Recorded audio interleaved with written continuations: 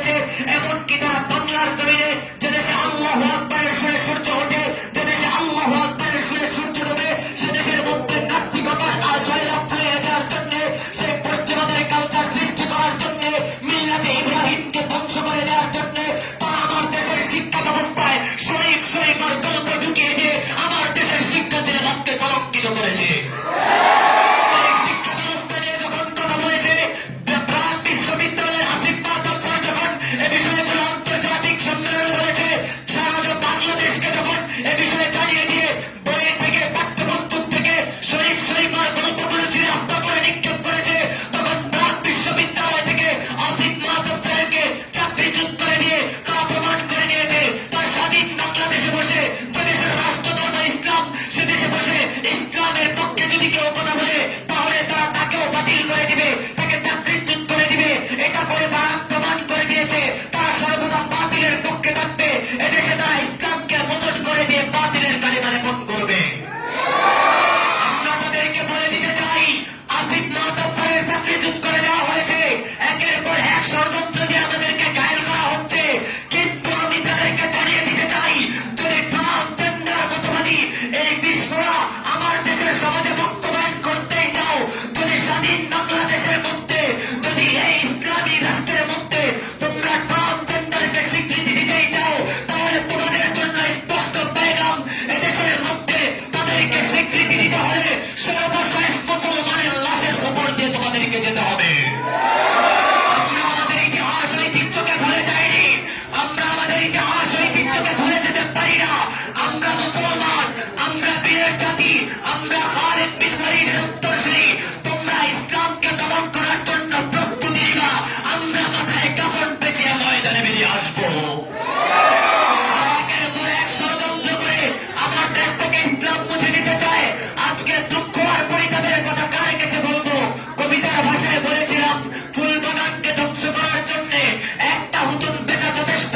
হুতুম পেঁচা বসে গেছে প্রত্যেক ডালে ডালে। ফুল বাগানে এবার কি হবে আল্লাহই ভালো জানে। আমার দেশের যারা হত্যাকর্তা আছে, যারা উচ্চ শ্রেণীতে আজ বসে আছে, তাদের কাছে আমরা দাবি রাখবো, আমার দেশের শিক্ষা ব্যবস্থাকে তোমরা কলঙ্কিত করো না। আরে তাদের কাছে কি বলবো, যারা বলে তাদের দিন শুরু হয় তাহাজ্জুদের নামাজ দিয়ে, তারা তাকিয়ে তাকিয়ে দেখে আমার দেশের ইসলাম শিক্ষা বই হিন্দু ধর্মের ভক্তদের ইতিহাস দেয়া দেওয়া হয়। আমি বলবো, আমি তাদের কাছে দাবি জানাতে চাই, আমরা দেখেছি স্বাধীনতার 53 বছরে দাঁড়িয়ে আপনার বাবার স্বপ্ন পূরণ হয়েছে। আপনার কাছে দাবি জানতে চায়, আমার বাবার স্বপ্নগুলো আজ কোথায়? আমরা তো দেশকে স্বাধীন করেছি প্রত্যেকটা পরাধীন নাগরিকের কাছে তাদের স্বাধীনতা বার্তা পৌঁছে দেওয়ার জন্য। আমরা তো দেশকে স্বাধীন করেছি দুমুঠো ভাত যারা খেতে পারে না তাদের কাছে হাড় জুটিয়ে দেওয়ার জন্য। কিন্তু খাবার দাবার তো দূরে কি পথ, আমার দেশের মানুষ শিষ্যা তারা নিজ ইচ্ছায় এখন ঠিক মতো শান্তি মতো শিক্ষাটুকু অর্জন করতে পারছে না। তাদের থেকে আপনারা শিক্ষাটাকে কেড়ে নিতে চান, তাদের কাছে আমরা দাবি রাখতে চাই, যদি এই শিক্ষা সিলেবাসকে আপনারা ঠিক করতে নাই পারেন, যদি শিক্ষা ব্যবস্থার প্রবর্তন আবর্তন সংস্কার করতে গিয়ে প্রত্যেক বছর বানরের গল্প উঠে আসে, শরীফ শরীফের গল্প উঠে আসে, তাহলে শিক্ষা ব্যবস্থার দায়িত্ব আপনাদের কাছে রাখার দরকার নাই। ওলামায়ে কেরামের কাছে দায়িত্ব দিয়ে দিন। 5 বছরের মধ্যে গোটা বাংলাদেশে ইসলামী শিক্ষা ব্যবস্থা কায়েম করে যাবে ইনশাআল্লাহ। এই ওলামায়ে কেরামের রাষ্ট্রে যে দেশে আল্লামা আজিজুল হকের মতো মানুষ জন্ম নিয়েছে, যে দেশে শামসুল হক ফরিদপুরের মতো মানুষ জন্ম নিয়েছে, যে দেশে শাহ আহমদ শফির মতো মানুষ জন্ম নিয়েছে, যে দেশে মামুনুল হকের মতো সন্তান জন্ম নিয়েছে, সে দেশে পশ্চিমাদের সংস্কার কোনোদিনও বাস্তবায়িত হতে দেওয়া হবে না।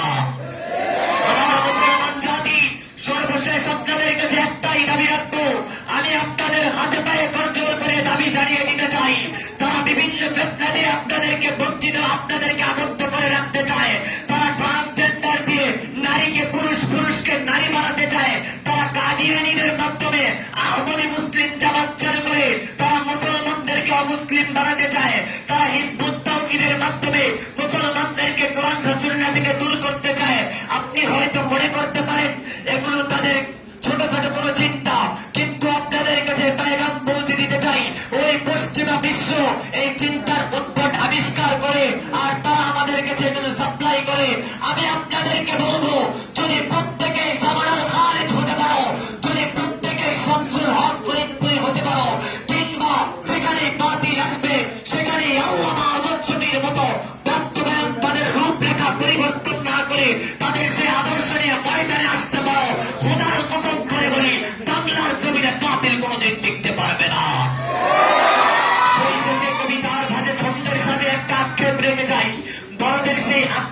আপনাদের কাছে উপস্থাপন করে যাই।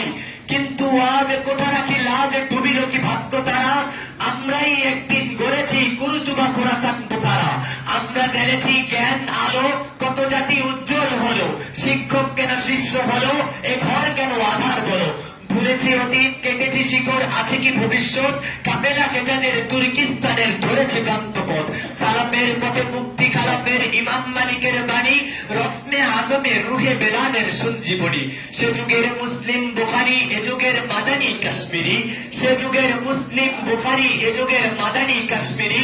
এসো ভাই তাদের পথে চলি, তাদের মতো জীবন গড়ি। অতীতের নমুনা ভাই একবার যদি জাগাতে পারি, দেখিবে দুনিয়া করিবে চুম্বন আমাদের পায়ে পড়ি। নাসরুম মিনাল্লাহি ওয়া ফাতহুন করিব ওয়া বাশশিরিল মুমিনিন। ওয়াসসালামু আলাইকুম ওয়া রাহমাতুল্লাহি ওয়া বারাকাতুহু।